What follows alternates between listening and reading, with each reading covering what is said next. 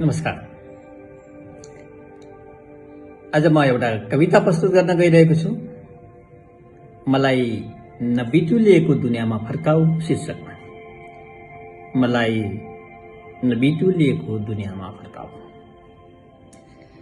मलाई त्यही ठुलाको संगतले नगिचुलिएको ससना कुराले सन्तुष्ट पार्ने निर्लोभी र निश्चल संसार देऊ, जहाँ असली सौन्दर्य हुन्, खासाका स्वभाव हुन्। म नाचु नृत्य निर्देशक बिनाका नाच, म गाउँ रियाज बिनाका गीत। स्कोर सिट नली हेरिरहेका जज र दर्शकका अगाडि।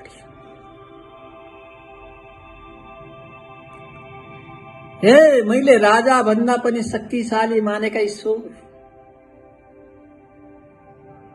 मलाई त्यही नबिटुलिएको दुनियाँमा फर्काऊ।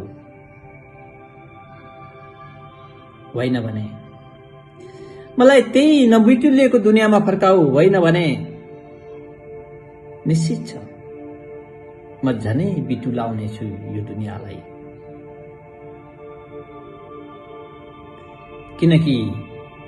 किनकि आउँदा आउँदै मैले पनि सिक्न थालेको छु अनुहारमा मुस्कान टाँसेर मनभित्र आधी लुकाउन। सिक्न थालेको छु मापन गर्न मानिसलाई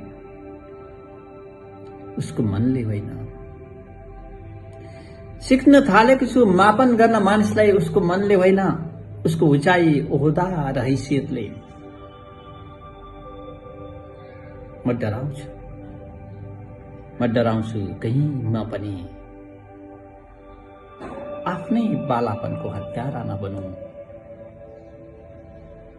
कहीं मेरा आँखाले पनि चमत्कार भन्दा हिसाब किताब मात्रै देखुन्। त्यसैले मलाई फर्काऊ त्यही जहाँ हारमा पनि सब हुन्थ्यो, जहाँ जित्नुभन्दा खेल्नु ठूलो कुरा थियो, जहाँ प्रेमको मूल्य थिएन, जहाँ प्रेमको मूल्य थिएन र विश्वासको बजार थिएन। यदि फर्काउन सक्दैन भने म भित्र बाँकी रहेको त्यो सानो निष्कलुषित मान्छेलाई बचाइदेऊ। त्यो सानो निष्कलुषित मान्छेलाई बचाइदेऊ, जसले अझै पनि बादलमा आकृति देख्छ, जसले अझै पनि बादलमा आकृति देख्छ, फूलसँग कुरा गर्छ र यो संसारलाई सुधार्न सकिन्छ भन्ने विश्वास गर्छ।